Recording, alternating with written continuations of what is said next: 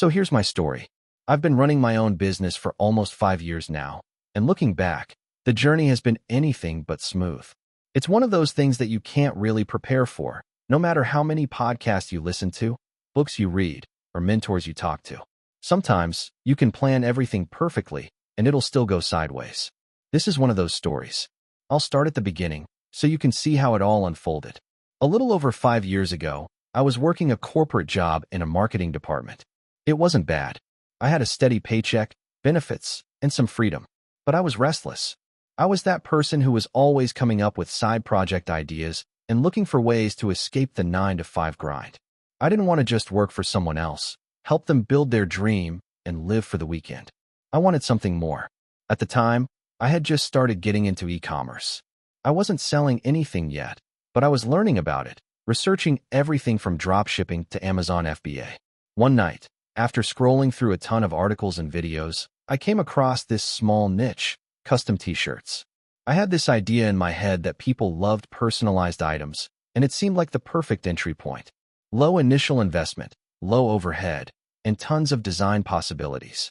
I started researching suppliers, learning about printing methods, and diving into the world of online marketing. I spent months preparing, building a website, designing t-shirts, setting up social media accounts. I was working 60 to 70 hours a week, splitting my time between my day job and my side hustle. It was exhausting but exciting. I had the energy of a person with something to prove, and that made me unstoppable. I felt like this was the thing that would change everything. I launched my store with a modest collection of designs. Honestly, I didn't expect much at first.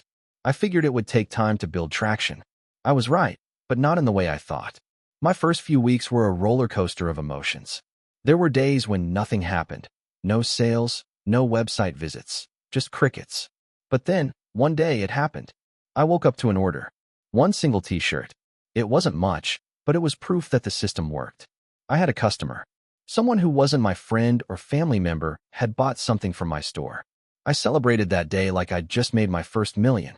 But that was the easy part. Over the next few months, I started seeing small, consistent sales. But I was also dealing with a lot of failures. Suppliers were unreliable. I had some orders that took weeks to arrive, and customer complaints piled up. I realized that e-commerce wasn't just about having a cool product. It was about managing logistics, customer expectations, and ensuring quality control. A lot of things I hadn't anticipated. Then came the real struggle. One month, I had a massive spike in orders. For a brief moment, I thought I had hit the jackpot. But then, everything went wrong. My printer couldn't keep up with the demand. Orders were delayed. Customers were upset. I was on the phone with suppliers and printers all day, trying to fix things. I couldn't keep up with customer service, let alone focus on marketing and growth. The stress was unbearable. I almost gave up. I remember sitting in my apartment, staring at the mess I'd made. I had to decide whether to shut it all down or push through. I took a week off from everything, just to clear my head and think. The time away gave me perspective. I realized that failure wasn't an option, not yet. I had to find a solution, or I'd have wasted too much time and money for nothing. So I started making changes. First, I found a new, more reliable supplier. I set up a better communication system with them, made sure there was a safety buffer for orders, and kept customers in the loop. It wasn't a quick fix, but I started getting ahead of the chaos. I also invested in automating certain processes, email responses, order tracking, inventory updates. This gave me more time to focus on marketing and creating new designs. Things were slowly improving, but I still wasn't making enough money to quit my day job. I needed to scale. I knew I had to reach a bigger audience. That's when I turned to Facebook ads. I spent weeks learning everything about Facebook advertising, how to target specific audiences, how to optimize campaigns, and how to track performance. I ran test campaigns with small budgets at first, tweaking them based on results. Then, one day, I found something that worked, a viral ad. It featured one of my most popular designs with a catchy slogan. People loved it. The ad blew up, and I started getting hundreds of orders a day. The sales were finally rolling in. But, of course, this new success came with its own set of challenges. I had to scale up operations quickly to keep up with demand. My supplier could barely keep up with the volume. I was handling customer service 24/7, trying to ensure quality and timeliness. I also had to hire a small team to help with packing, shipping, and order management. It felt like I was playing catch-up every day, but I was finally making enough money to quit my full-time job. When I finally left my day job, it felt like a dream. But it didn't take long before I realized that running a business full-time was even harder than managing it on the side. The pressure was constant. There was no safety net. Every decision felt monumental. A single mistake could cost me thousands of dollars, and I was always balancing cash flow, inventory, and marketing expenses. I've had a lot of setbacks along the way. There have been moments when I thought I was going to lose everything. Product recalls, negative reviews, suppliers failing to deliver on time, and even a few legal challenges with copyright infringement claims. Fortunately, I was able to resolve those with the help of a lawyer. But over time, I've learned to weather the storms and keep pushing forward. Now, after 5 years, the business is running profitably. We have a solid customer base, a reliable supply chain, and a growing team. We've expanded beyond t-shirts to offer hoodies, mugs, and other personalized products. I've built a brand that I'm proud of, and it's been incredibly rewarding to see how far we've come. But, if I'm being honest, I don't think I'll ever stop hustling. The grind never really stops when you're an entrepreneur. There are always new challenges to tackle, new products to create, and new markets to explore. I don't think I'll ever reach a point where I can just sit back and relax. But that's okay. It's what keeps me going. If I could give advice to someone starting out, it would be this: embrace failure. Every setback is a learning opportunity. Don't let a rough patch make you quit. You'll fail more times than you'll succeed, but it's all part of the journey. The key is to keep going, keep learning, and adapt. And when things go wrong, and they will, don't panic. Figure out what went wrong and fix it. It's been an incredibly tough, rewarding, and eye-opening journey. I'm still learning every day, but I wouldn't trade it for anything. If you enjoyed the video, don't forget to leave a like and subscribe to the channel. It helps the content grow and motivates me to create even more great videos. Turn on notifications so you don't miss any new uploads. By the way, I'm curious, when do you usually watch my videos? While working, studying, or just relaxing at home? Let me know in the comments. I'd love to hear from you. Thank you for your support. I grew up in a small, rundown town where opportunities were few and far between. My parents worked hard, but we were never rich. My dad was a mechanic, fixing old cars that most people in our neighborhood couldn't afford to drive, and my mom worked in a diner, serving the same faces every day. Despite their best efforts, we never had much, but they always pushed me to do more, to dream bigger, and to strive for something better. As a kid, I didn't think much about money or business. I just wanted to hang out with my friends and play video games. But I always had a knack for fixing things. I'd take apart my bike, my toys, even the old radio in the living room, and try to make them work again. It was a hobby, a way to pass the time. My dad was always there to help me out, teaching me a few tricks here and there, but he never seemed to be interested in the idea of turning my talent into something bigger. He just saw it as something fun, not a way to make a living. Fast forward to high school. I was a good student, not brilliant, but I got by. I had the typical teenage dreams. Maybe I'd be a doctor, or a lawyer, or something that sounded impressive when I told people. But one summer, everything changed. My family hit a rough patch. The diner where my mom worked shut down, and my dad's mechanic shop was struggling. That summer, we got behind on rent, and there was even talk of losing our house. It was a wake-up call for me. I realized that the life I had been living wasn't sustainable. I needed to do something. The first idea I came up with was to fix up old bikes and sell them. I figured that if I could take old, broken bikes, fix them up, and resell them, I could make a little money. So, I started scouring yard sales and thrift stores, buying up bikes that people didn't want, fixing them in my garage, and selling them for a profit. It wasn't much at first, maybe $20 to $50 per bike, but it was something. I used the money to buy more parts, better tools, and eventually, I got a few loyal customers who wanted me to fix their bikes for them. But there was a problem. I didn't have the skills or the knowledge to fix all kinds of bikes. Some were too complicated. Some had parts that were hard to find. It was a huge limitation. I needed to learn more, so I started going online, watching YouTube videos, reading forums, and asking people who knew more than me. Slowly, I became more proficient at repairing bikes. Then came a huge breakthrough. I had a regular customer who owned a small bike shop in the next town over. He was impressed by the work I did and asked if I'd be interested in working for him. It wasn't much, but it was something. It was my first job in the field I was passionate about.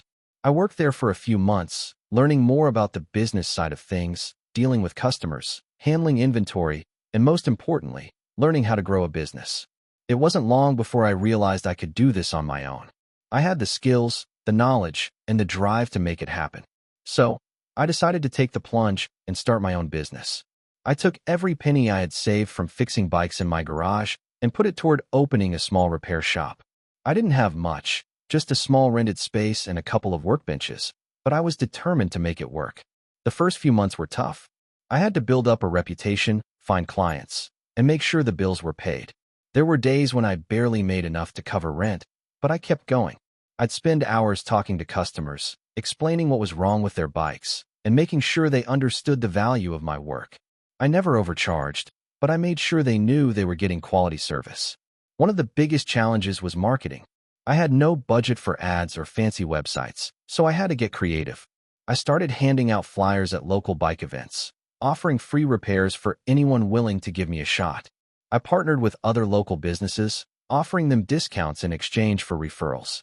Slowly, word of mouth started to work in my favor. As business picked up, I started to expand.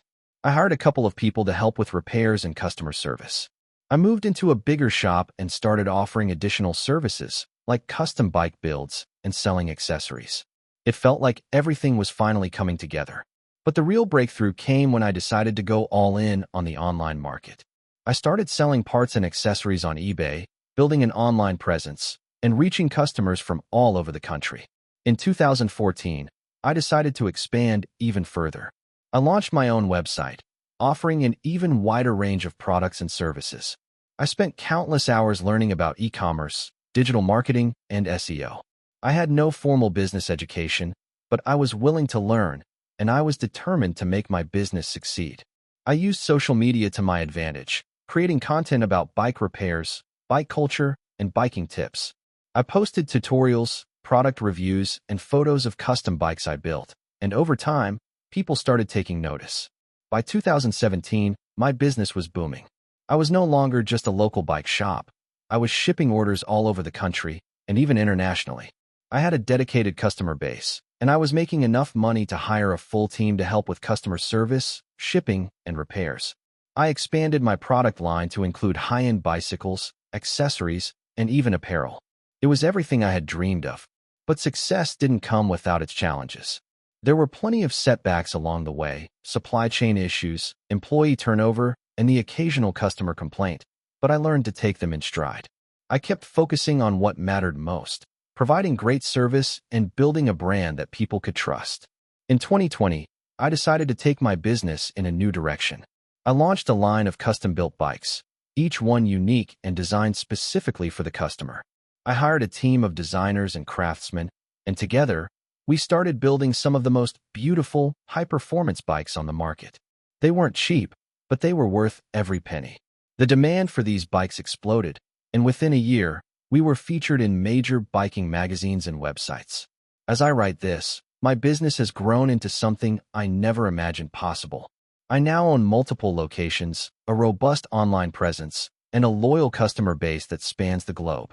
I've been able to create jobs, invest in my community, and live a life I'm proud of. Looking back, I never would have guessed that fixing bikes in my garage would lead to a thriving business. I still remember the feeling of uncertainty when I first took that leap of faith. It was scary. I had no guarantee of success, and failure felt like a constant possibility. But through hard work, perseverance, and a willingness to learn, I've turned my passion into a business that supports my family, employees, and customers. The journey hasn't been easy, but I wouldn't trade it for anything. If there's one thing I've learned, it's that success doesn't happen overnight, and it's not about having the best product or the most money. It's about showing up every day, putting in the work, and staying committed to your vision. Keep pushing forward, no matter how tough it gets, and you just might find yourself where you've always dreamed of being. I started my journey as an entrepreneur back when I was 23, fresh out of college with a degree in business. The first job I landed was a typical 9-to-5 gig at a marketing firm, where I quickly learned the ropes of digital marketing, social media management, and content creation. But the whole time, something inside me was nagging, telling me that I wasn't cut out to work for someone else. I had a million ideas running through my head daily, but I didn't know how to get started. I had no funding, no support, and honestly, very little experience outside of the job I'd been doing. What I did have, though, was an overwhelming desire to build something on my own. I'd been tinkering with the idea of launching an e-commerce site for months. It wasn't an entirely original idea, tons of people were already doing it, but I saw a unique opportunity to carve out a niche in the custom-printed apparel space. This wasn't something I could just jump into without thought, though. I had to consider the cost of inventory, the intricacies of shipping, customer service, and the competition. I researched, and over the next few months, I got a business plan together. At first, it felt like I was building something out of thin air. I spent nights working on my website, coming up with catchy designs, and researching suppliers. There were moments when I wanted to quit, especially when I hit snags with the website not functioning properly or when the suppliers sent me subpar materials. But I kept pushing forward, trying to learn as I went. The real turning point came when I spent hours making my first sale. I had shared my site with a few friends and family members on social media, and one night, I got an alert saying I had a sale.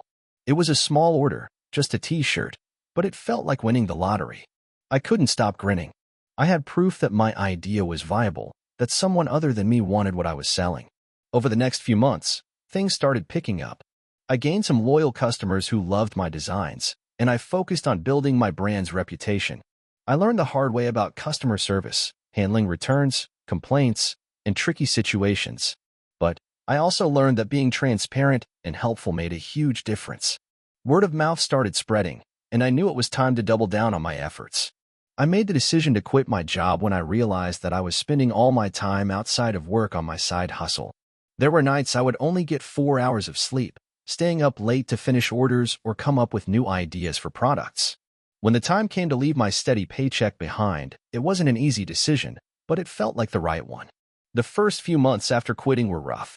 I wasn't making enough to cover all my bills, and the pressure was on. I was living off savings and trying to make ends meet while also dealing with the stress of a growing business. I even had moments where I questioned if I had made the right decision. But there was always this fire inside me, this belief that if I could just push through, things would get better. I invested in more advertising, working tirelessly on social media, and collaborating with influencers who aligned with my brand's values. Slowly, sales started to pick up, and I was finally able to cover my expenses. But the real breakthrough came when I hired my first employee, a part-time graphic designer, to help me with the growing demand for custom designs. This was a game changer. Having someone on board meant I could focus on other parts of the business while letting the designer handle the creative side. The next few years were a whirlwind of growth. We expanded the product line to include hats, mugs, and even custom face masks during the pandemic. I never imagined I'd be in the custom-printed mask business, but the market demand was undeniable, and it was a lifeline for us.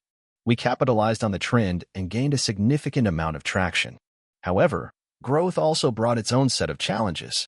We quickly outgrew our small office space, and I had to find a new warehouse to store all our inventory. The logistics of managing inventory, fulfilling orders, and keeping up with customer demand became overwhelming at times. But as tough as it was, I knew that this was the price of success, and I wasn't about to give up. It wasn't until the third year of running my business that I finally felt like I had a handle on things. We were profitable, I had a team of 10 people, and the business was running smoothly. I could afford to pay myself a salary that felt fair, and I was finally able to enjoy some of the fruits of my labor. But I also realized that building a business wasn't just about having the right products or a great marketing plan.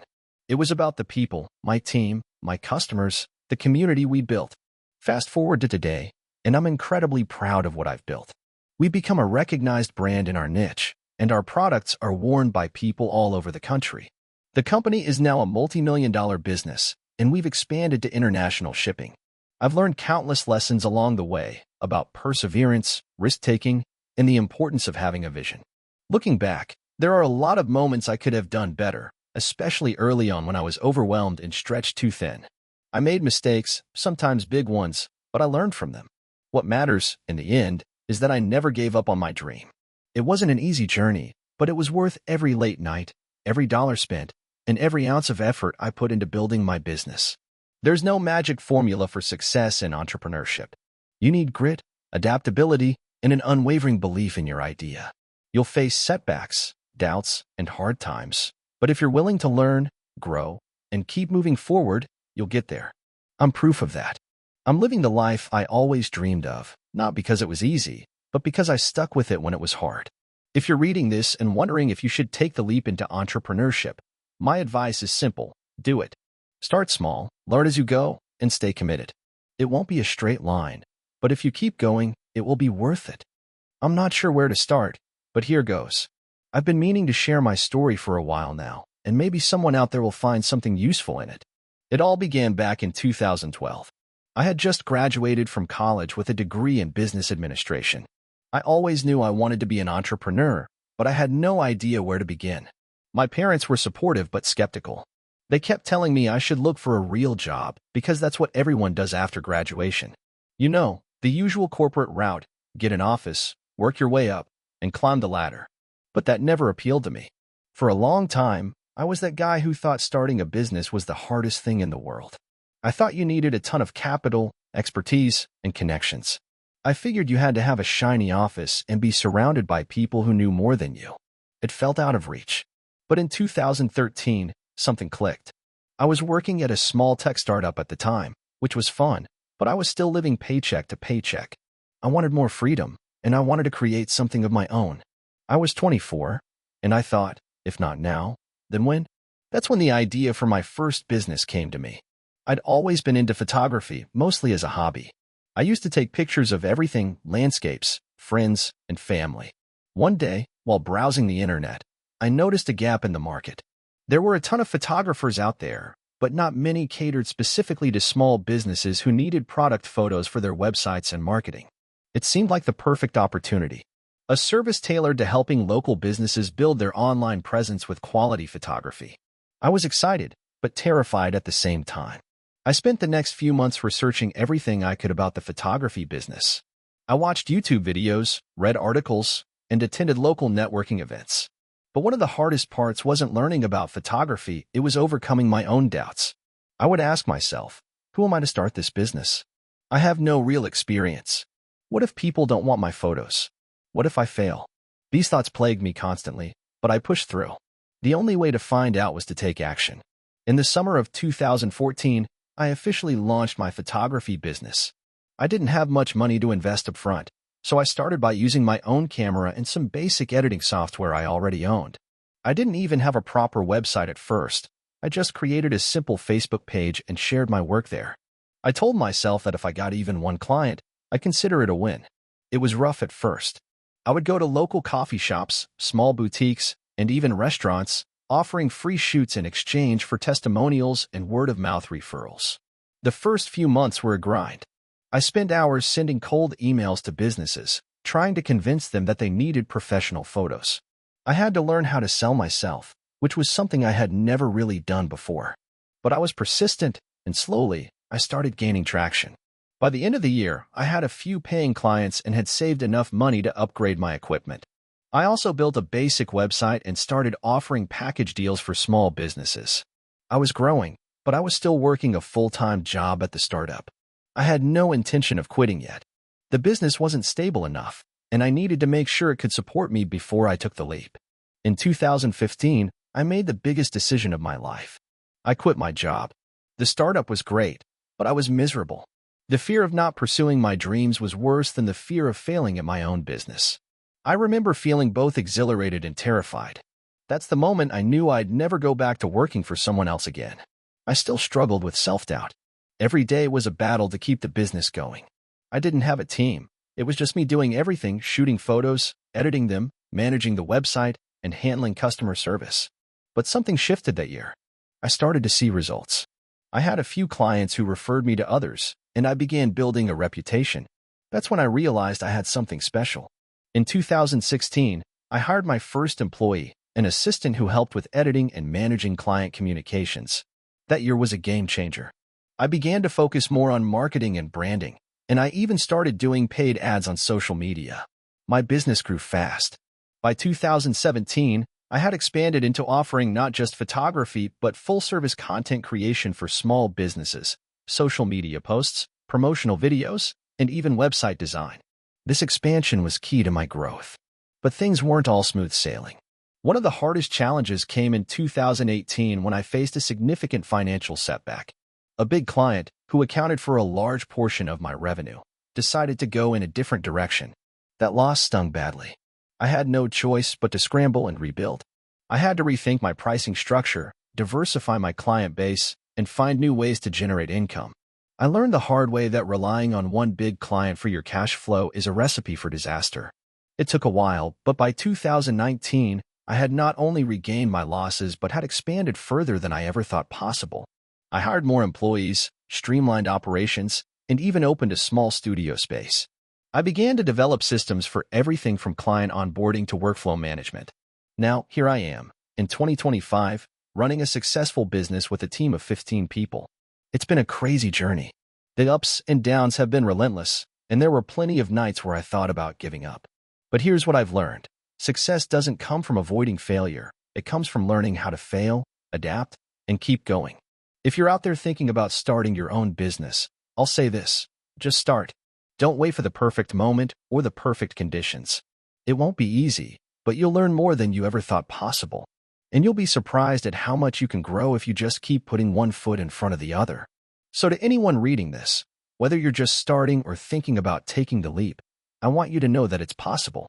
I'm living proof that the road to entrepreneurship isn't easy, but it's worth it. Keep going, even when you feel like you're not making progress. It all adds up in the end. I'll start my story by saying that it was never easy, but I didn't expect it to be. Starting a business was a dream I had since I was in high school. I wanted to be the guy who started something from scratch and made it successful.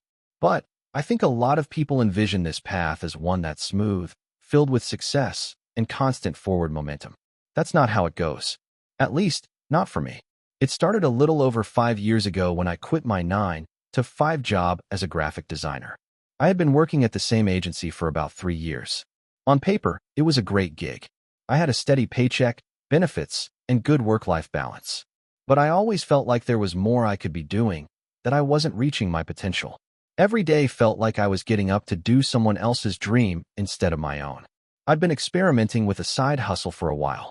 During my free time, I would freelance for small businesses and startups, designing logos and branding materials.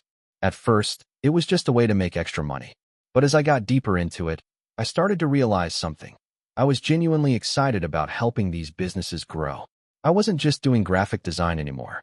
I was a part of their journey, helping them make an impact. And that's when the idea for my own business started forming in my mind.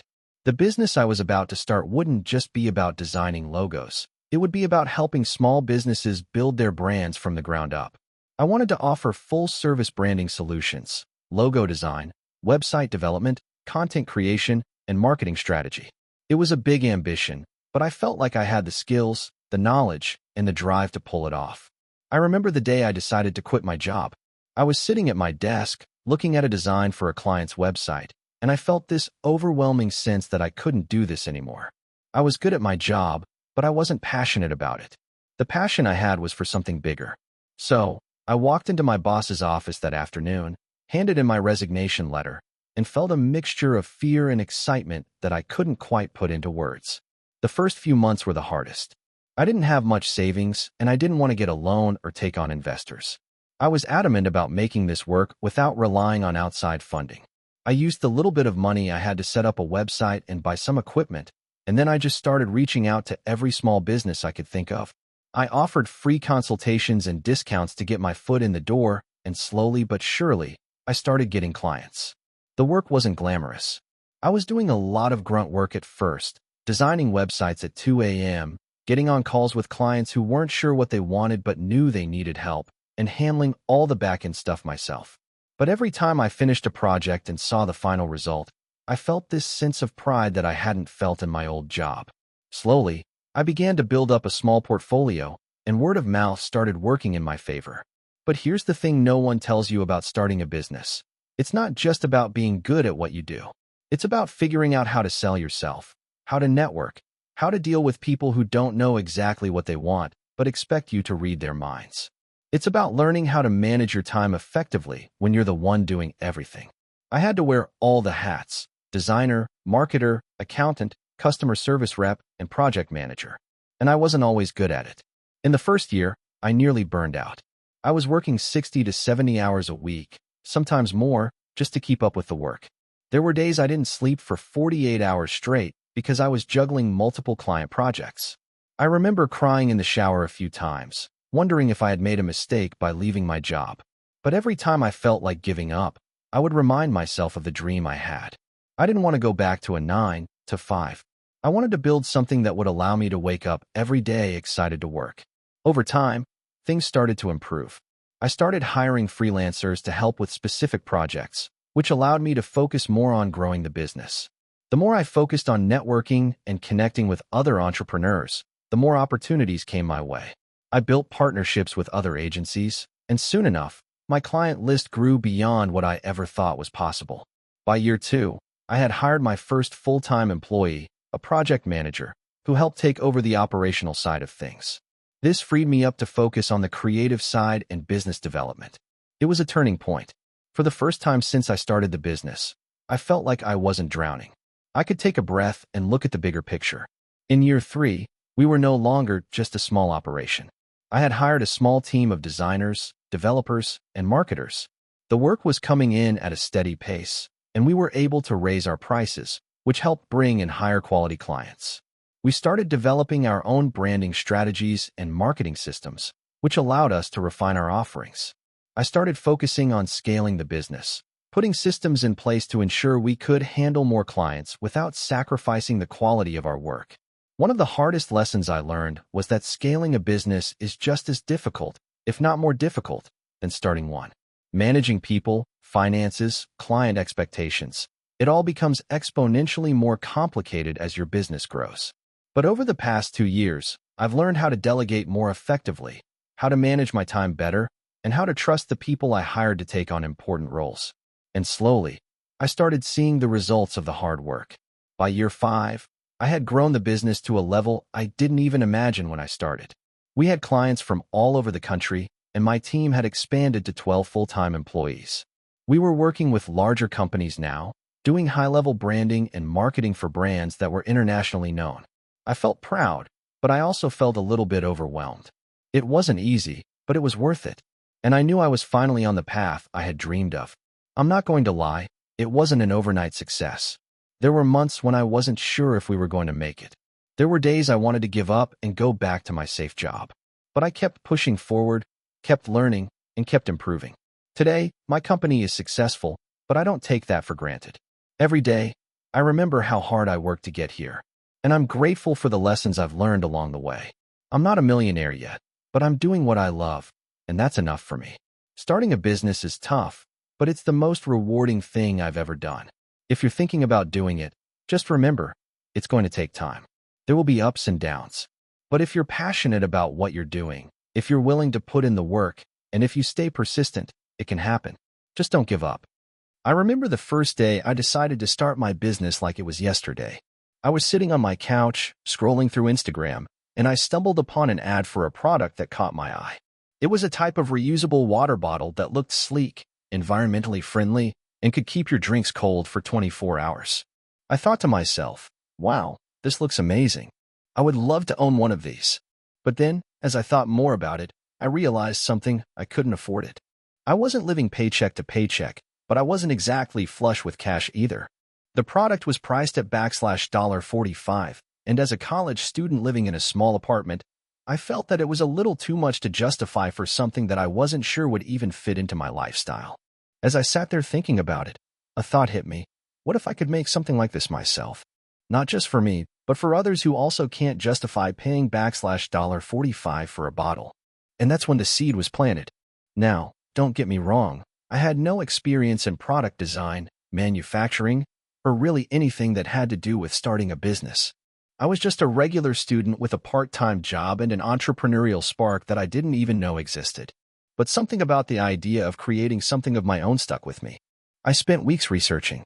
I dove deep into forums, watched countless YouTube videos, and even tried to reach out to people who might know something about product development. I quickly realized that making a product wasn't as simple as it seemed. There were countless steps involved: design, sourcing materials, finding a manufacturer, creating a prototype. The list went on and on. But that didn't scare me. Instead, It gave me something to focus on. My first challenge was figuring out how to even design a water bottle. I had no experience with CAD software or industrial design, but I knew I could learn. I spent days trying to teach myself the basics of 3D modeling. My first few attempts were laughable at best. I remember trying to create a cap for the bottle that would fit perfectly, and it ended up looking more like a pancake than anything that could seal a bottle. But I didn't stop. I kept refining the design, using online communities for feedback, and asking people I trusted for advice. Eventually, I managed to come up with a design that looked good enough to start thinking about prototypes. Next came the hardest part, finding a manufacturer. I had no idea where to start, and honestly, I felt a little intimidated by the process. The first few manufacturers I reached out to didn't even bother responding. They likely thought I was some college kid with no money or experience. But that didn't deter me. I kept emailing, kept calling, kept pushing. One day, I got an email from a manufacturer in China who was interested in talking to me. After a series of conversations, we agreed on a price and began working on a prototype. To say I was excited would be an understatement. I was beyond nervous, but also incredibly proud of myself for making it this far. It took months for the prototype to come in. When it finally did, I felt a sense of relief, but it was short-lived. The first prototype was awful. The cap didn't fit, the material felt cheap, and it just didn't have the premium look I was hoping for. It was a huge blow. I had invested so much time, money, and energy into this, and it felt like it was all for nothing. But, again, I didn't give up. I went back to the drawing board, made tweaks to the design, and started over with the manufacturer. It was a humbling experience, but I learned more from that failure than I could have imagined. Finally, after several iterations, I received the water bottle that I was proud of. It was exactly what I had envisioned, a sleek, durable, and eco-friendly bottle that kept drinks cold for hours. I was on cloud nine. But the next challenge loomed: selling it. I had no idea how to market a product. I wasn't a social media expert, and I had no experience in e-commerce. But I had learned so much during the design and manufacturing phases, so I figured I could apply that same dedication to marketing. I decided to start small, selling the bottles through Instagram and Facebook ads. I created a simple website, posted pictures of the bottles, and began targeting people who were into fitness, sustainability, and outdoor activities. My ads didn't go viral, but I started making sales, slowly but surely. As the orders started rolling in, I felt an incredible sense of accomplishment. It wasn't much at first, but it was proof that my idea had value. I was still working my part-time job while managing my fledgling business, and every time I got a notification that someone had purchased a bottle, it felt like a huge win. But as the business grew, so did the challenges. There were issues with shipping, customer service headaches, and a constant battle to stay ahead of the competition. I remember one time when a batch of bottles arrived with defective caps. I had to personally email every customer and offer them a replacement, which ate into my profits, but it was the right thing to do. Building trust with my customers was key to ensuring long-term success. Eventually, my business started gaining traction. I hired a small team to help with customer service and marketing, and I invested more in branding. I rebranded the company, reworked the website, and started collaborating with influencers who shared the same values as my brand. Slowly but steadily, sales increased, and we expanded into new markets. I even started designing additional products, like insulated tumblers and travel mugs. Now, several years later, my company is a full-fledged business. We've grown from just one product to a whole line of eco-friendly drinkware, and I'm proud of what we've built. Looking back, it's crazy to think how far we've come. I went from being a broke college student with no experience to running a company that has shipped thousands of products worldwide. There were countless sleepless nights, setbacks, and moments when I thought about giving up. But every time I hit a roadblock, I reminded myself that success wasn't a straight line. It was about perseverance, learning from failure, and staying focused on the end goal. I've made plenty of mistakes along the way, but each mistake was a lesson that helped me grow as an entrepreneur. To anyone who's thinking about starting their own business, my advice is simple: don't wait for everything to be perfect. You'll never feel ready, and you'll never know all the answers. But if you have an idea and the drive to make it happen, take the leap. The journey won't be easy, but it will be worth it. The key is to keep moving forward, one step at a time. In the end, it's not about the product you're selling. It's about the vision you have and the determination to see it through. If you have that, you can build something incredible. I did it, and so can you. I started my journey as an entrepreneur when I was 22, fresh out of college with a degree in marketing. I had no idea what I was doing, but I was determined to make something of myself. My parents had always worked hard and lived modestly, and while I admired their work ethic, I knew I wanted something different. I wanted to build something on my own, to take risks, and to create something that would make a real impact. It all began when I got an entry-level job at a small marketing agency in my hometown. It wasn't glamorous, but it paid the bills. I learned a lot about the world of digital marketing, client relations, and what goes on behind the scenes in the industry. But the more I worked, the more I realized that while I was learning, I wasn't exactly fulfilled. I wanted to be the one making decisions, not just executing others' visions. I wanted to be the one in charge, not the one answering emails all day. A year into my job, I decided to take the leap. I quit my position and started my own digital marketing agency. I had no clients, no established network, and no savings. All I had was a laptop, a couple of $1,000s in the bank, and an unshakable belief that I could make it work. In the beginning, things were tough. I spent every waking hour reaching out to potential clients, sending cold emails, and offering free consultations. I worked out of my small apartment, using the kitchen table as my desk, surviving on ramen and coffee. My friends thought I was crazy. They couldn't understand why I would leave a stable job to pursue something so uncertain. But I didn't care. I was determined to make it happen, even if I had to fail multiple times before I succeeded. The first few months were a blur. I got rejected more times than I could count. Potential clients would listen to my pitch and then tell me they were going with a bigger agency. I felt defeated, but I kept pushing forward. I didn't have a backup plan. I couldn't afford to give up. One breakthrough came when I landed a small local business as a client. It wasn't much, but it was enough to keep me going. I poured all my energy into their marketing campaign, working day and night to get them results. I put in the extra effort, making sure their social media was active, writing compelling blog posts, and improving their website's SEO. Within a couple of months, their traffic grew and sales began to climb. They were thrilled with the results, and I was able to use that success story as a case study to show future clients what I could do. The next few months were a roller coaster. I landed a few more clients, some bigger than others, and slowly started building my reputation. But then came the first big challenge. A well-known company reached out to me for a marketing project. It was a huge opportunity, one that could take my business to the next level. But there was a catch. They wanted me to do it at a price that was far below what I usually charged. I didn't want to lose the client, so I agreed to their terms. It was a mistake. The project took much longer than expected, and the compensation didn't even come close to covering the hours I put in.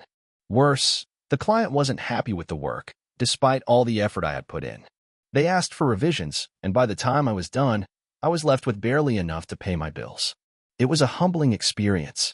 I felt like I had made a huge mistake, but I knew I couldn't let it break me. Instead, I used it as a learning opportunity. I realized that if I wanted to grow my business, I had to set clear boundaries, establish my worth, and never compromise on my value. It took me a while to bounce back from that setback, but eventually, I learned to negotiate better, stand firm on my pricing, and only take on clients who truly valued my work. Over the next couple of years, things began to pick up. My business grew steadily, and I hired my first employee. It was a huge step for me, as I had never managed a team before. But it felt right. I found someone who shared my vision and work ethic, and together we built something bigger than I could have ever done alone. As we expanded, I was able to bring on more people, including specialists in different areas of digital marketing. However, just as things seemed to be on the up and up, I faced another challenge: burnout. I had been working nonstop for years, constantly chasing new clients and new projects. I didn't take vacations, I didn't delegate enough, and I was always on call. My health began to suffer, and my passion for the business started to wane. I knew I couldn't keep going like this. That's when I realized something crucial. I had been so focused on growing the business that I had neglected myself. I needed to find balance.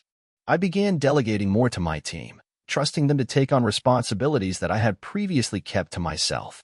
I started taking weekends off, exercising, and spending time with family and friends. I also hired a business coach to help me refine my leadership skills and find ways to grow the company without burning out. It wasn't easy, and there were plenty of setbacks along the way, but slowly I found my rhythm. The business continued to grow, but so did my personal life. I was more present with my loved ones, and I felt a sense of fulfillment that had been missing for so long. Today, my digital marketing agency is thriving. We have a team of 25 people, we work with major brands, and I'm able to take time off when I need it. I'm no longer the person working from a tiny apartment, scrambling to make ends meet. Instead, I'm the one in charge, leading a team of talented individuals who are just as passionate about our work as I am. But the journey wasn't easy. There were times when I wanted to quit, when I thought about going back to a 9-to-5 job with a steady paycheck. There were times when I doubted myself, wondering if I was cut out for this entrepreneurial life. But I stuck with it, learned from my mistakes, and found the right balance between ambition and self-care. If there's one thing I've learned along the way, it's that entrepreneurship isn't just about business success, it's about personal growth. You need to be willing to fail, to learn, and to adapt. And most importantly, you need to take care of yourself, because you can't build a successful business if you're not in a good place mentally, emotionally, and physically. I'm proud of what I've built, but I'm also proud of how far I've come as a person. It's not just about the money or the recognition, it's about the journey. And I'm grateful for every single step along the way. When I was 22, I had no idea what I wanted to do with my life. I was fresh out of college, with a degree in marketing, but felt lost in a world that seemed to demand specialization. Most of my friends had already secured jobs at top companies, working in marketing departments, agencies, or even starting their own ventures. Meanwhile, I was stuck working part-time at a local coffee shop while trying to figure out what path to take. I knew one thing for sure. I didn't want to spend my entire career stuck behind a desk doing something that didn't excite me. I always had an entrepreneurial itch, but I didn't know where to start. I had been following a few entrepreneurs online, watching their success stories unfold on social media. The most prominent among them was a guy named Jake, a self-made entrepreneur who started with nothing but a few $1,000s and a lot of hustle. He had built a small e-commerce empire by selling niche products that he found through Instagram and other social media platforms. His story resonated with me. It was raw, authentic, and seemed like something I could try myself. One evening, after yet another day of scrubbing coffee mugs and dealing with customers who couldn't decide between a latte or a cappuccino, I decided to take the leap. I went home and immediately began researching the world of e-commerce. At the time, dropshipping was the hot trend. I spent the next few weeks reading everything I could about how to run a successful dropshipping business. I watched YouTube videos, read blogs, and even joined online forums where other aspiring entrepreneurs were sharing their experiences. The more I learned, the more confident I became that this was my ticket out of the coffee shop. I didn't need to invest a ton of money up front, and I didn't need a physical storefront. All I needed was a website, some marketing know-how, and a product that people wanted. After weeks of research, I decided to go with a niche that I knew would be popular: eco-friendly products. I was passionate about sustainability, and I believed there was a growing market for products that helped people reduce their environmental impact. I launched my store, which I called Green Vibes, with a handful of eco-friendly products, such as reusable water bottles, bamboo toothbrushes, and compostable phone cases. I set up my website using Shopify, created social media profiles, and started learning how to drive traffic through paid ads. I was excited, but also terrified. I had invested all of my savings, about $3,000, into this venture, and I knew that if it didn't work, I'd be back to square one. The first few months were brutal. I spent countless hours tweaking my website, learning how to optimize my ads, and trying to figure out how to get my first sale. I felt like I was constantly running into roadblocks. The products weren't selling as well as I had hoped, and I wasn't getting the traffic I needed to make a profit. I started doubting myself. Was this all just a pipe dream? Then, in month 4, something clicked. I had been experimenting with Instagram influencer marketing, sending free products to eco-friendly influencers with large followings in exchange for posts. One of them, a woman named Sarah with 150K followers, posted a photo of herself using my bamboo toothbrush, and suddenly, my inbox was flooded with messages. Orders started coming in, and I couldn't keep up with the demand. That was the turning point. The flood of orders continued for weeks, and I quickly realized that I needed to streamline my operations. I invested in better customer service software, automated my email responses, and began outsourcing my social media management. I also focused on improving my website's user experience, ensuring that the checkout process was seamless and that customers received their orders on time. By the end of the year, Green Vibes was generating 6 figures in revenue. I quit my part-time job at the coffee shop and started working full-time on my business. I felt a sense of accomplishment that I had never experienced before. But the journey wasn't over. I knew I had to continue innovating and scaling if I wanted to stay ahead of the competition. In the following months, I expanded my product line, bringing in new eco-friendly items like biodegradable phone chargers and reusable shopping bags. I also started offering bundles at a discounted rate, which proved to be a big hit. Customers loved the idea of getting multiple eco-friendly products in one package, and it significantly increased my average order value. But with growth came new challenges. The more successful my business became, the more I had to deal with. Shipping times became longer as I scaled, and I started getting complaints from customers who were frustrated by delays. I realized that I needed to find more reliable suppliers who could fulfill orders faster. I spent months researching and negotiating with manufacturers to get better terms, and I even visited a few factories in China to see the production process firsthand. As I grew more experienced, I started to hire a small team to help with customer service, marketing, and product development. At the same time, I began investing in content creation, hiring photographers and videographers to create high-quality visuals for my social media channels. I also began to collaborate with eco-friendly bloggers and environmental activists to spread awareness about my brand. But, like any business, there were setbacks. I faced issues with fake reviews and copycat products that were being sold on other websites. I also had to deal with seasonal dips in sales, as the summer months were slower for my niche products. During these times, I had to stay focused and remind myself that entrepreneurship wasn't about avoiding failure, but about learning from it. By my second year, Green Vibes was generating over $1 million in revenue. The success was surreal, and I felt proud of how far I had come. But I also knew that I couldn't rest on my laurels. There were still plenty of competitors in the eco-friendly space, and I needed to continue adapting to the market. Looking back, I realized that the road to entrepreneurship wasn't easy. There were days when I wanted to quit, when I felt overwhelmed by the pressure of managing a growing business. But I also learned that perseverance and adaptability were key to overcoming those challenges. I wouldn't have made it without the constant willingness to learn, adapt, and take risks. Today, Green Vibes is still growing, and I've expanded into international markets. We've launched a subscription box service, offering customers a monthly selection of eco-friendly products tailored to their lifestyle. It's been an incredible ride, but I'm not done yet. The journey of entrepreneurship is a marathon, not a sprint, and I'm excited to see where it takes me next. If there's one thing I've learned, it's that the most rewarding part of entrepreneurship isn't the success you achieve, it's the person you become along the way. Hey, friends, if you enjoy this content, don't forget to like the video and share your thoughts in the comments. We really want to know what you like and what can be improved. What do you think of the video? Are there any topics you'd like to see in future videos? Your feedback really helps us get better. Thanks for being with us. I was 22 years old when I first came across the idea that would change my life. I was fresh out of college, full of ambition, and completely broke. I had the typical dream job aspirations. I imagined climbing the corporate ladder, working my way up, and retiring early in some sunny paradise. But after a few months of soul-crushing internships and entry-level positions, it quickly became clear that corporate life wasn't for me. The system didn't seem to care about my ideas, my potential, or my passion. It was just about surviving and fitting in. One day, I was sitting at my desk, staring at a report that made absolutely no sense, and I thought, why am I even here? I felt stuck, trapped in a loop of deadlines and pointless tasks. I had been thinking about starting a business for months, but I was terrified of the unknown. I had no savings, no connections, and no real plan.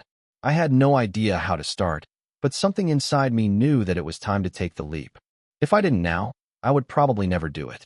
So, I made the decision to quit my job. I didn't have a backup plan, no funding, no safety net. Just the desire to build something of my own, something I could believe in. I remember telling my parents, and they were shocked. They didn't understand why I would leave a secure job, but I had made up my mind. I started small. At first, I had no grand vision. I just wanted to sell a product that could help people. I spent hours doing market research, reading articles, watching videos, and listening to podcasts about entrepreneurship. The more I learned, the more I realized how little I knew.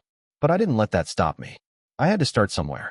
After a few weeks of research, I decided to build a product that could cater to people like me, young professionals who needed a better way to manage their time and stay organized.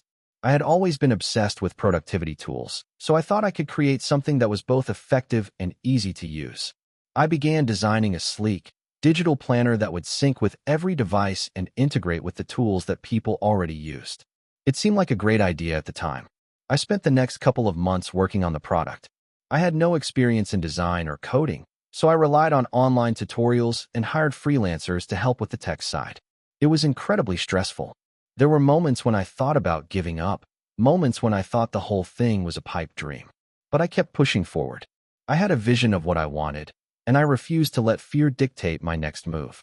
After countless iterations, sleepless nights, and a lot of trial and error, the digital planner was ready. I was terrified. I had spent all of my savings on the development, and I had no guarantee that anyone would actually buy it. But I took a deep breath, hit the launch button, and hoped for the best. The first few days were brutal. I barely had any sales, and I felt like I was screaming into the void. It was disheartening. I didn't know how to market or promote my product, and my social media following was virtually non-existent. But then, out of nowhere, I got an email from a well-known blogger in the productivity space. She had found my product online and loved it. She wanted to review it. That email changed everything. I reached out to a few other bloggers, influencers, and podcasters in the same niche. Slowly but surely, word started to spread. Sales began to trickle in. I learned quickly that marketing wasn't just about advertising. It was about building relationships and trust with your audience. I started interacting with customers, asking for feedback, and making improvements based on their suggestions. After 6 months of hard work and constant refining, the business finally gained traction.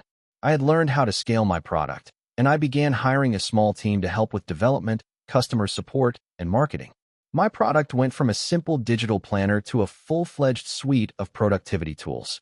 We added features like calendar integrations, habit trackers, and project management tools. It wasn't an overnight success, and there were plenty of setbacks along the way. I faced competitors who copied my ideas, marketing campaigns that flopped, and software bugs that delayed launches. But each failure taught me something valuable.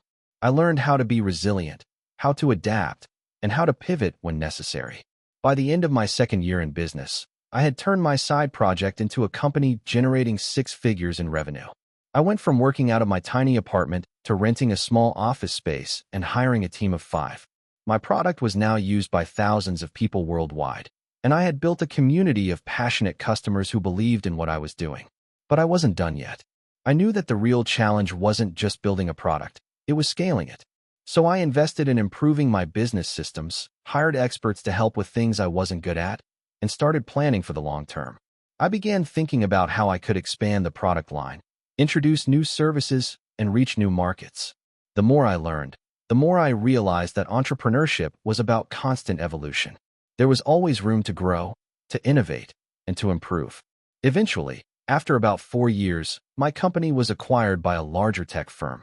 It wasn't an easy decision, but it was the right one.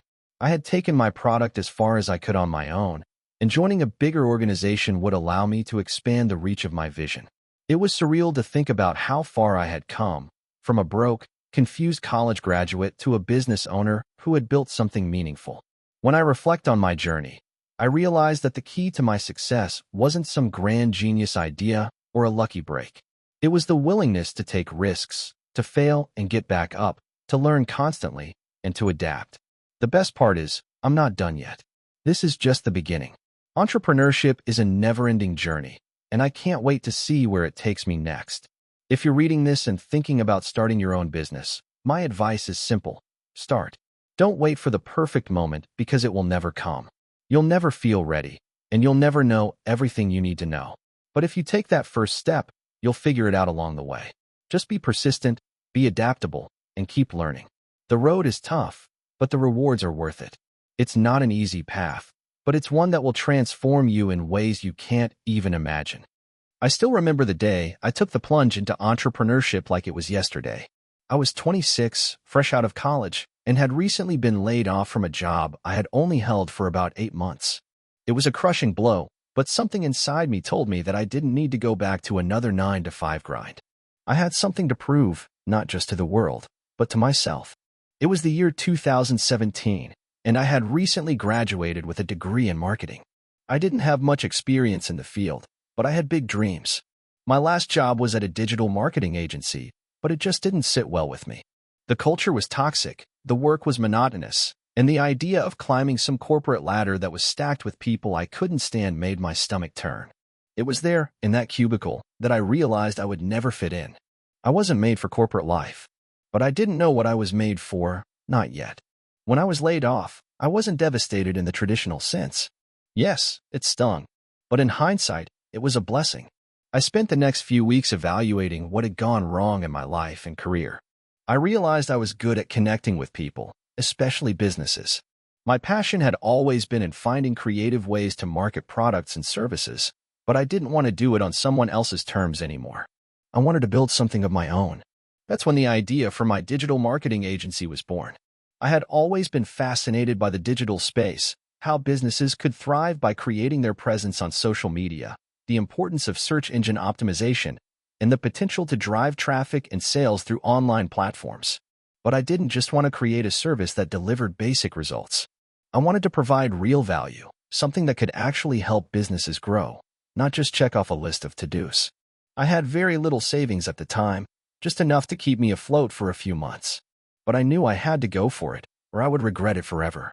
I spent the first few weeks building a website, creating a brand identity, and learning everything I could about the ins and outs of digital marketing.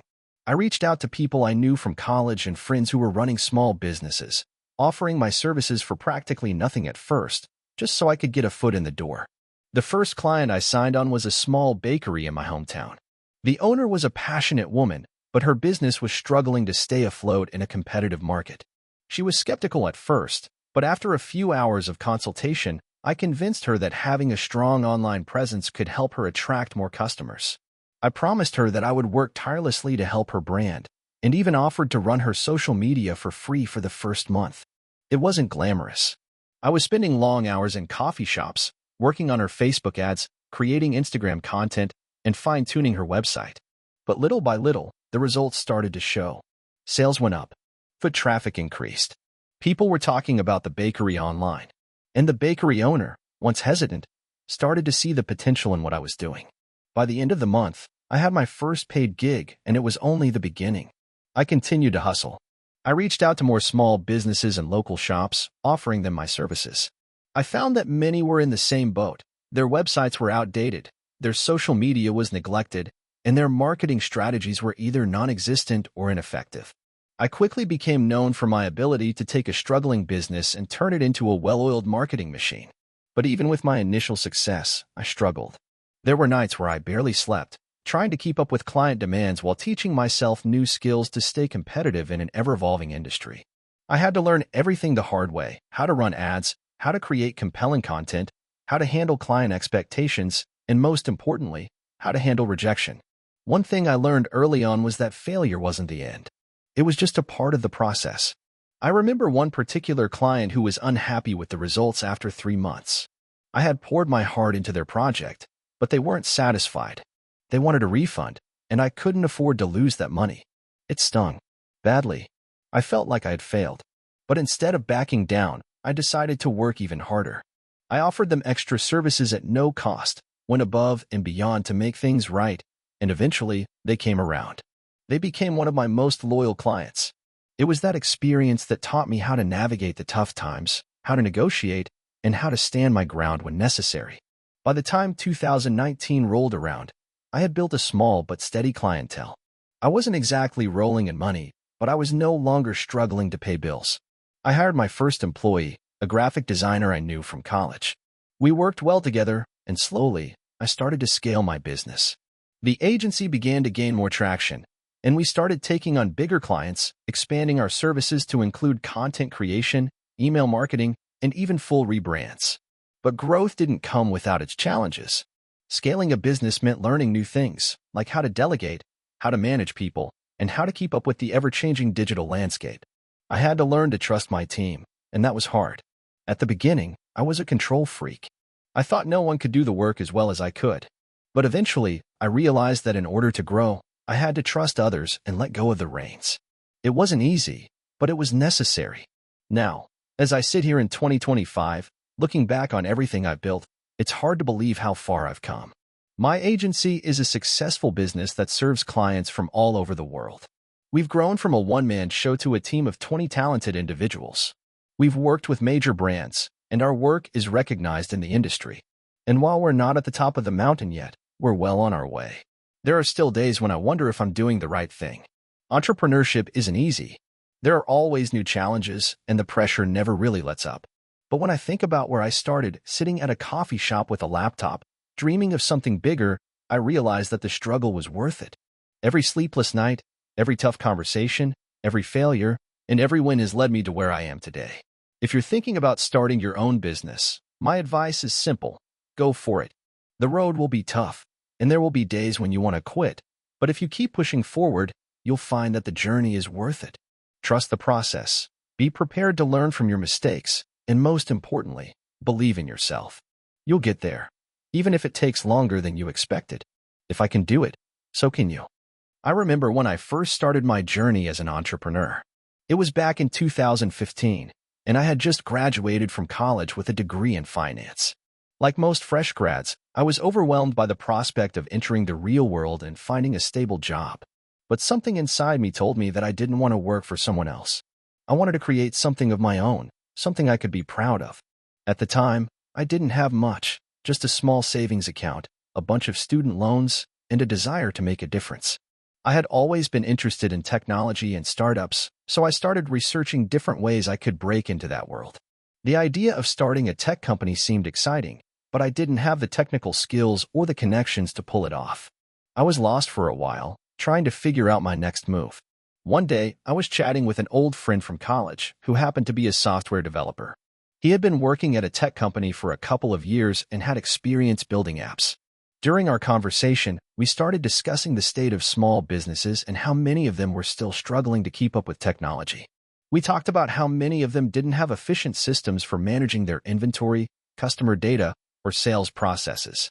That was when the light bulb went off. What if we could create an app that helped small businesses automate their day-to-day operations? We spent weeks brainstorming, sketching out ideas, and planning. It wasn't easy. We didn't have any investors or backing from big corporations. We were two guys with a dream and a lot of determination. We decided to build an MVP, minimum viable product, and see if anyone would be interested in what we had to offer. I took on the role of handling business development, marketing, and sales, while my friend worked on the technical side. I had no idea how to code or build an app, but I learned everything I could through online courses, tutorials, and trial and error. It was a steep learning curve, and there were many nights when I felt frustrated and ready to give up. But we pressed on. After 6 months of hard work, we finally had a working prototype. We were excited but nervous. We decided to launch the app and start reaching out to small business owners. The first few months were tough. We got a lot of rejections and heard the word no more times than I can count. But every time someone turned us down, we learned from their feedback. We kept tweaking the app, adding new features, and improving the user experience. Slowly but surely, we started to gain some traction. In the beginning, it was just word of mouth. We offered the app for free to a handful of small businesses in exchange for their feedback. I'd personally call every customer who signed up, ask them about their experience, and listen to their concerns. It wasn't glamorous, but it was necessary. The feedback we received was invaluable, and we used it to refine the product. Eventually, we began charging a small subscription fee, and that's when things started to take off.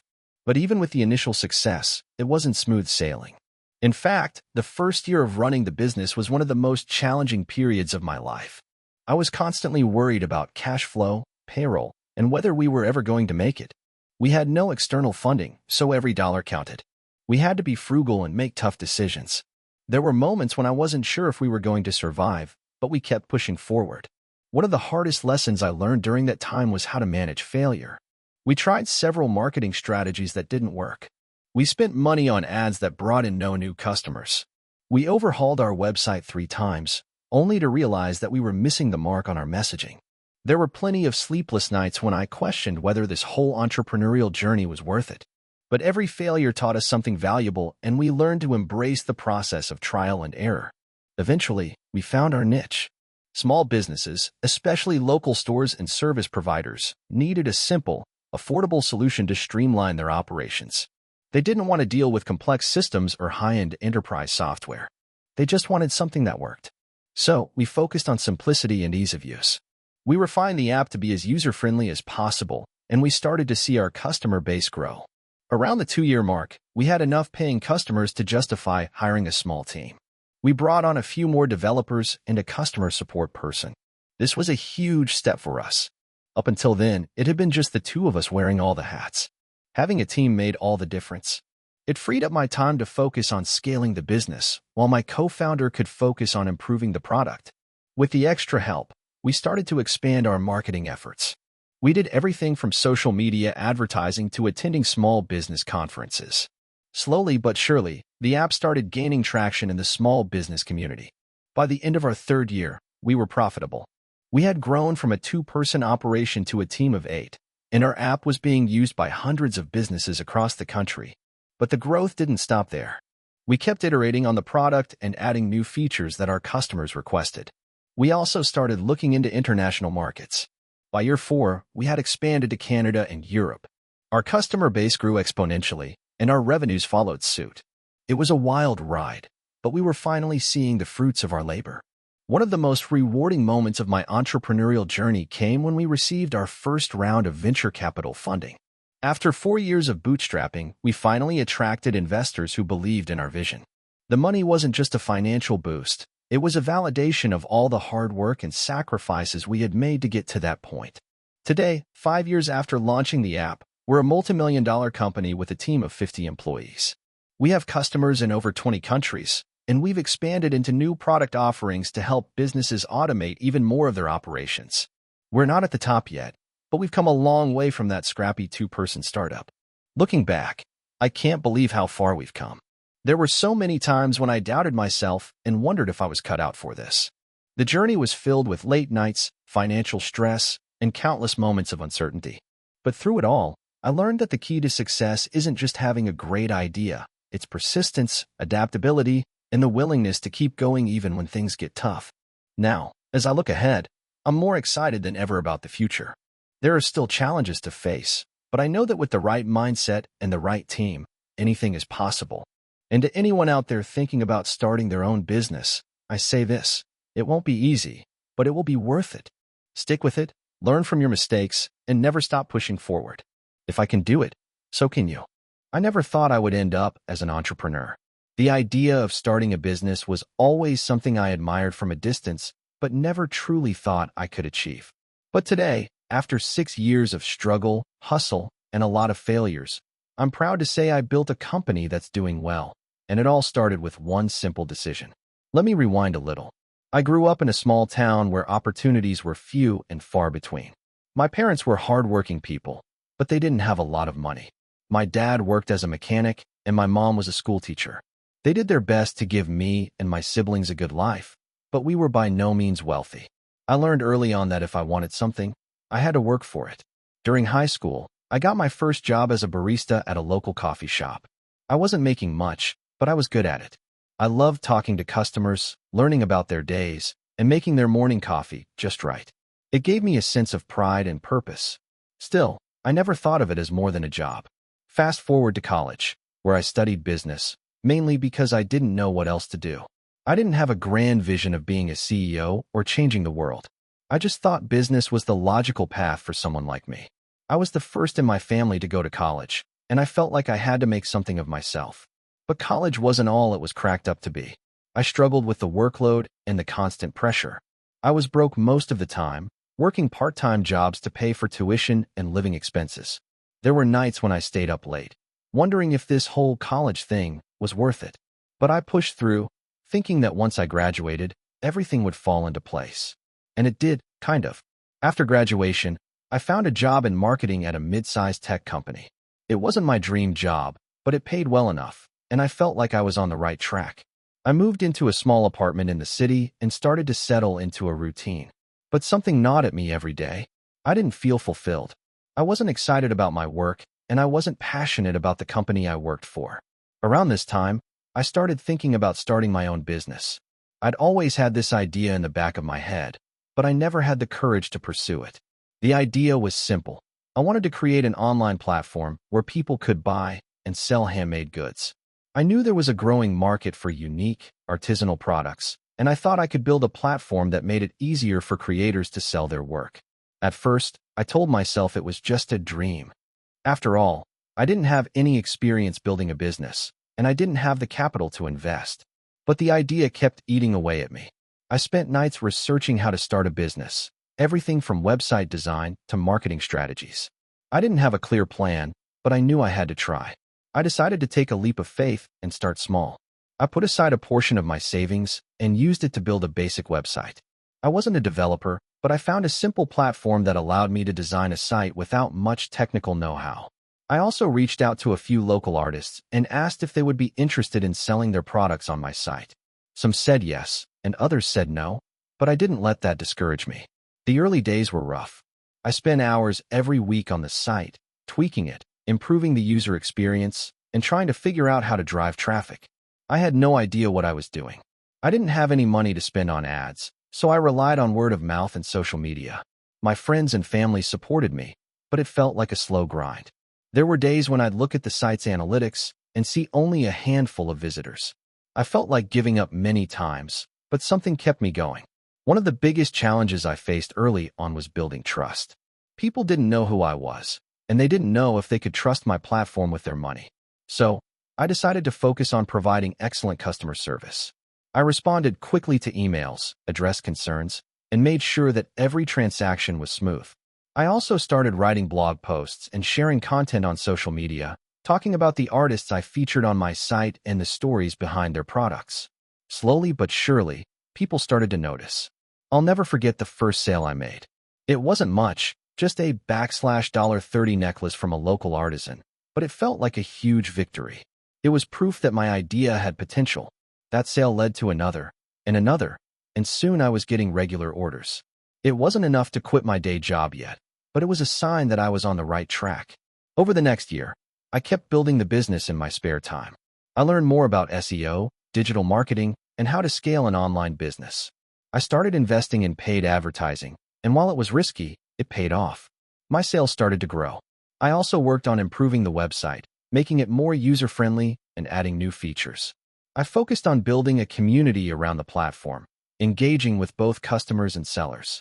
In year 2, things really started to pick up. I hired my first employee, a web developer who helped me improve the site and add new features. I also started reaching out to larger influencers and asking them to promote my platform. I didn't have much money to offer them, but many were willing to collaborate in exchange for free products or exposure. That was a turning point. The more I invested in marketing and building relationships with creators, the more my business grew. By the 3rd year, I had a steady stream of income. I was able to quit my day job and focus full-time on my business. It felt surreal. I still remember the first time I woke up and realized I didn't have to go into an office anymore. It was a mix of excitement and terror. I was now responsible for everything: finances, marketing, customer service. There were new challenges every day, but I was finally doing something I was passionate about. Fast forward to today, and the business is thriving. We've expanded to include international sellers, and we've built a loyal customer base. We've raised some venture capital to help scale, and we now employ a team of 15 people. The company is still growing, and I'm constantly learning how to be a better leader, a better entrepreneur, and a better person. Looking back, I realized that the biggest reason I succeeded was because I didn't give up. There were countless times when it seemed like things weren't going to work out. But every failure, every setback, taught me something valuable. I learned to take risks, to embrace failure, and to keep pushing forward even when it felt impossible. I'm not sure where this journey will take me, but I'm proud of what I've built so far. And to anyone out there thinking about starting their own business, if I can do it, so can you. It's not easy, but it's worth it. Don't let fear or doubt hold you back. Take that first step and see where it leads you. This is the story of how I built my tech startup from scratch, and how persistence and a bit of luck helped me turn a small idea into something that eventually became my full-time business. It all started back in 2018. I was working a 9-to-5 job at a software company, handling support and maintenance for their cloud infrastructure. The work was fine, but I was feeling unfulfilled. I knew I had the technical skills, but I wasn't really contributing to the growth of the company in a meaningful way. The idea of building something on my own had always been in the back of my mind, but I was too comfortable with the paycheck to take the leap. But one night, I couldn't sleep. I was browsing Reddit, like I usually do at 3 a.m. when I can't find rest, and I came across a post about how someone was able to build a successful SaaS product from scratch by working on it in their spare time. The person shared their journey, how they went from zero to $1 million in revenue in less than 2 years. That got my wheels turning. I started thinking about the skills I had, the knowledge I had accumulated, and how I could apply that to create something useful. I decided to test the waters, but I didn't want to get too far ahead of myself. I didn't quit my job just yet. I started brainstorming ideas in the evenings after work. I knew the software industry, so I kept coming back to the idea of building a tool to help small businesses manage their cloud infrastructure more efficiently. After doing some market research, I discovered that there were many solutions already out there, but none seemed to be tailored for the small business market. Most tools were over-engineered, expensive, and way too complex for the average small business owner. That's when I thought, why not build a simple, affordable, and easy-to-use platform? I started outlining features, things that would help these businesses automate tasks, track performance, and monitor their cloud costs without having to hire a dedicated tech team. At the time, I had very little experience in sales and marketing. I was great at coding and building, but I didn't know how to bring people to my product. I needed to learn how to sell. So, I threw myself into every blog post, every free online course I could find about marketing and entrepreneurship. I joined a few communities of SaaS founders and started networking. With my limited knowledge, I began building my product in my spare time. I worked nights and weekends, even during my lunch breaks at the office. It wasn't easy. There were days when I felt like quitting. The project didn't seem to be going anywhere, and it felt like I was just putting more time into something that might never work. Around 3 months in, I had a prototype. It was far from perfect, but it was functional. I showed it to a few friends who owned small businesses and asked for feedback. To my surprise, they loved it. They saw the value right away and even offered to pay me for early access. That was the turning point. People were willing to pay for something that I had built as a side project. I couldn't ignore that. I decided to launch it to a broader audience. I built a simple landing page and started running Facebook ads targeting small business owners. The first few weeks were rough. My ads were barely generating any traffic, and the few people who visited the site didn't seem to convert. I was discouraged. Maybe I was too early. Maybe the market wasn't ready for my idea. But then, after some tweaking and refining, something clicked. One of my ads finally went viral. A business consultant I didn't know shared it in a Facebook group of small business owners, and people started signing up. I was flooded with emails from users who wanted to know more about the product, give feedback, and, most importantly, purchase it. My first customer was a local bakery that needed a simple way to track their cloud costs. That was a huge moment for me. Over the next 6 months, I continued working on my product while still keeping my day job. I was able to refine the platform, adding new features based on customer feedback. I also started learning more about digital marketing, focusing on search engine optimization, SEO, and content marketing. I launched a blog where I shared case studies, tips, and industry insights, which slowly started bringing in organic traffic. At some point, I realized I had reached a tipping point. The product was gaining traction, and I could no longer keep up with everything while working full-time. The hardest decision came next. Do I quit my day job to focus on the business full-time, or do I continue balancing both? It was a terrifying thought. I had grown accustomed to the stability of my job. The steady paycheck, the benefits, it was all hard to give up. But after a lot of soul-searching and weighing the pros and cons, I decided to take the plunge. I quit my job in early 2020. I gave myself 6 months to see if I could make the business work full-time. I still didn't have a lot of revenue coming in, but I had enough confidence that I could build it into something bigger. I invested everything I had into the business, money, time, and energy. The first few months of being a full-time entrepreneur were rough. I had to wear every hat: coding, marketing, customer support, you name it. There were days when I felt overwhelmed. I struggled to get customers to pay up front for the product, even though they loved it. Cash flow was tight, and I had to constantly hustle to get more signups. Then, things started turning around. I launched a referral program, which helped me get more word-of-mouth marketing.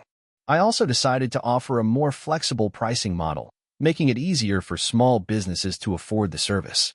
Slowly but surely, customers started paying more regularly, and the revenue began to grow. It wasn't an overnight success, but after about a year of working tirelessly, the business hit its first $10,000 month in revenue. That was a big milestone for me. It meant that the idea wasn't just a side project anymore. It was a real, sustainable business. From there, things only got better. I started hiring a small team to help with customer support and development, and I focused more on scaling. Looking back, it feels like the entire journey was a mix of luck and hard work. I had moments when I doubted myself, but I kept pushing forward. There were a lot of late nights and weekends spent in front of my computer, but each step, no matter how small, took me closer to my goal. Now, in 2025, the business is a lot more stable. We've hit over $1 million in annual recurring revenue, and I'm finally able to pay myself a comfortable salary. But more importantly, I'm living the life I've always wanted, one where I have the freedom to work on projects I'm passionate about, without the confines of a corporate job. So, to anyone who's thinking about starting their own business, my advice is simple: just start. Don't wait for everything to be perfect. Learn as you go, make mistakes, and pivot when necessary. And most importantly, stay persistent.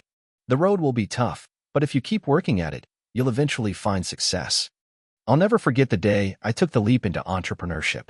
It wasn't just a career change for me, it was the culmination of years of trying to figure out what I wanted to do with my life.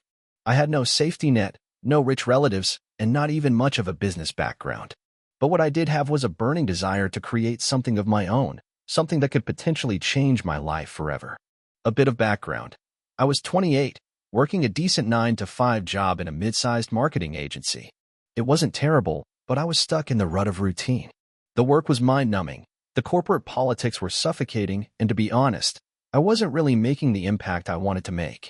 My friends would talk about their aspirations, their plans for starting businesses, and every time, I'd nod along, pretending I had the same fire inside of me. But the truth was, I was too scared to take the plunge.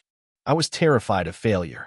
But one night, after a particularly bad day at the office, I made a decision.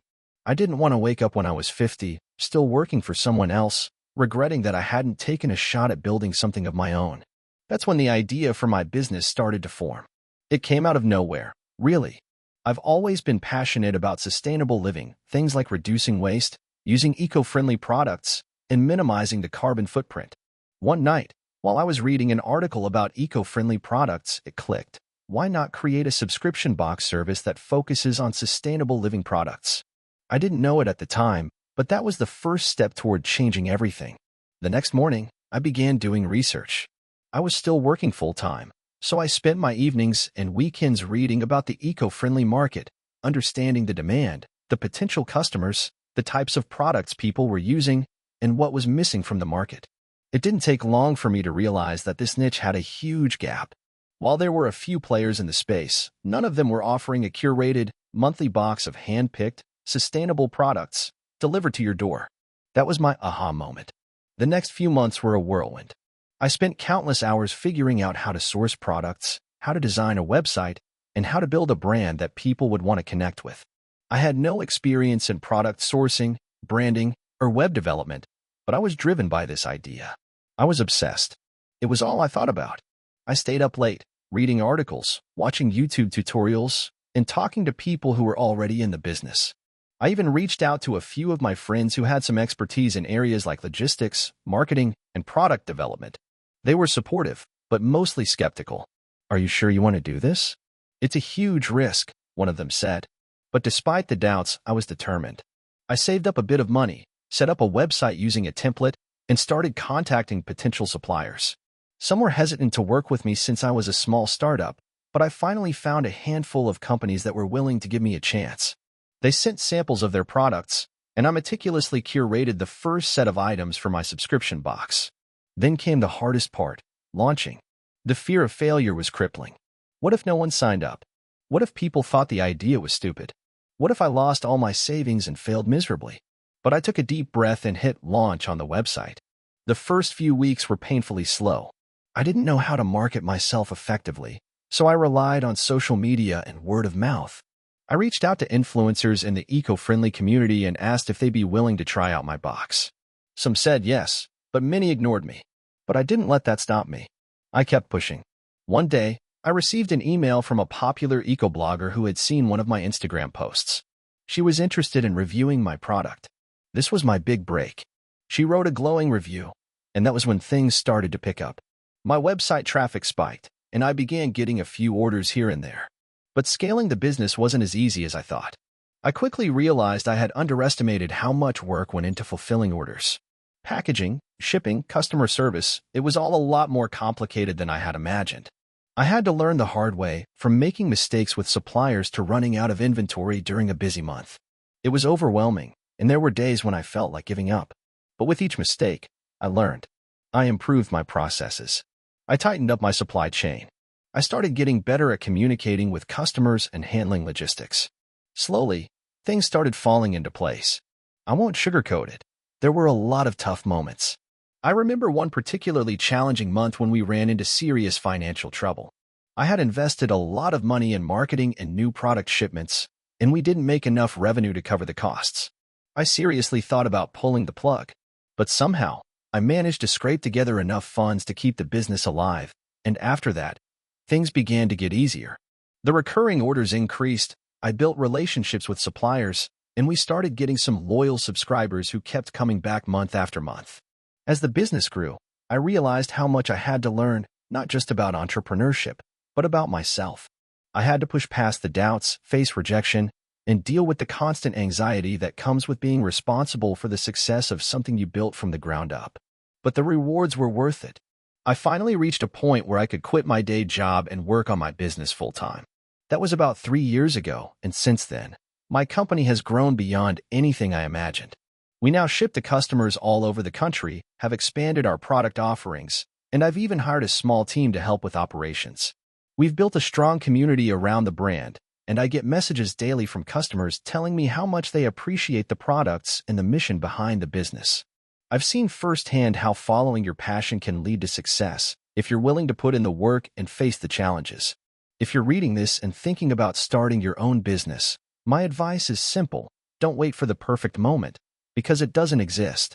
Take the leap, even if you're scared. Fail, learn, and keep going. It won't be easy, but it will be worth it. A few years ago, I was just another person in the sea of employees, grinding away at a corporate job that felt like a dead end. I was working in a middle management role at a marketing firm, making a decent salary, but I felt like I had zero control over my life. Every day was the same. Wake up, go to work, come home, rinse and repeat. I was stuck in the cycle, feeling like I was just waiting for something to change, but not knowing what that something was. Little did I know that something was about to find me in the most unexpected way. It all started with a conversation I had at a company retreat. The retreat was supposed to be an opportunity for the team to relax and bond outside the office, but I ended up having a chat with a colleague who had recently launched a side business. He was selling custom-designed t-shirts online, and within just a few months, he had made enough money to quit his job. At that moment, something clicked for me. I had always wanted to start my own business, but the fear of failure, the unknown, and the safety of my paycheck held me back. His story showed me that it was possible to break free from the corporate rat race, but I was going to have to take the leap. I didn't have a concrete business idea at first. I spent weeks brainstorming and researching, trying to figure out where I could carve a niche. I had a few ideas related to tech, but none of them felt right. Then, one day, while scrolling through Instagram, I stumbled upon a page dedicated to sustainable living. I had always been an advocate for environmental causes, and it struck me that there was a growing market for eco-friendly products. That's when it hit me. What if I could build a business around creating sustainable, high-quality alternatives to everyday products? I spent the next few months diving deep into the world of sustainability. I researched materials, manufacturers, packaging, and how to make sure my products were genuinely eco-friendly, not just a marketing gimmick. I also looked into the logistics of running an online store. I wanted to create a product that people would feel proud to buy, something that could contribute to reducing the global carbon footprint. I still had a full-time job at this point, so my free time was limited. I would wake up early to work on my business before heading to the office, then spend my lunch breaks brainstorming, and work late into the night. It was exhausting, but it felt like I was finally in control of something. I had a purpose, and I knew that if I stuck with it, I could make this work. After months of planning, I finally launched my online store. I started small, selling a limited range of products: reusable shopping bags, bamboo toothbrushes, and stainless steel straws. I didn't have a big marketing budget, so I relied on social media and word of mouth to spread the word. The first few weeks were slow. I got a handful of orders here and there, but nothing to write home about. I remember feeling discouraged during those first few weeks, wondering if I had made a mistake. I was so used to seeing my paycheck come in every 2 weeks that the uncertainty of entrepreneurship felt like a constant weight on my shoulders. But I kept pushing. I tweaked my website, improved my product descriptions, and added more items. I started collaborating with eco-friendly influencers on Instagram to expand my reach. Slowly but surely, things began to pick up. People were responding to my message of sustainability, and I was gaining a loyal customer base. One day, I got an email from a major online retailer asking if I would be interested in selling my products through their platform. It was an offer I had never expected, and I jumped at the chance. By the end of that year, my side business had grown to the point where it was generating enough revenue for me to consider leaving my full-time job. I had saved up some money to support myself during the transition, but the decision wasn't easy. Leaving a stable job with benefits to pursue an uncertain future was terrifying. My family and friends were supportive but cautious. They were happy for me, but they didn't want me to risk everything on a dream. However, after months of reflection, I knew that I couldn't keep living for the weekends. I had to take the plunge. The day I handed in my resignation was surreal. I had spent so many years in that office, and now I was walking away from it all. It felt like I was shedding a part of myself, but also like I was stepping into a new, exciting chapter of my life. I went home that night and sat at my desk, staring at the website I had built and the business I had created. It was all on me now. The first few months of running my business full-time were challenging. There were late nights and moments when I doubted myself, but I had already proven that I could make it work part-time, so I was determined to succeed. I invested in improving my marketing strategy, learning how to run ads, and refining my customer service. I also brought on a small team to help with operations, which allowed me to focus more on growth. As my business grew, so did my understanding of the challenges that came with it.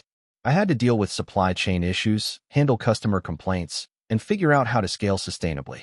The pressure was immense, but every challenge I faced became an opportunity to learn and improve. I constantly reminded myself of why I started, because I wanted more control over my life, and I wanted to build something that could make a difference. Now, looking back on my journey, I can hardly believe how far I've come. The business is thriving, and I'm doing what I love every day. I've been able to hire people who share my vision for sustainability, and together, we're working toward making the world a little bit greener. The most rewarding part of this journey has been seeing the impact we've had on our customers. Knowing that our products are helping them reduce their environmental footprint is a feeling I can't quite put into words. Starting a business is never easy, and there's no magic formula for success. But if there's one thing I've learned, it's that the key is persistence. You're going to face setbacks, doubts, and fears, but if you keep pushing forward, you'll find your way. I'm living proof that it's possible to leave behind the corporate grind and build something you're truly passionate about. If you're sitting on the fence, wondering if you should take the leap, do it. The world needs more entrepreneurs who are willing to take risks and make a difference. And if you fail, well, that's just part of the journey. Keep going. You've got this.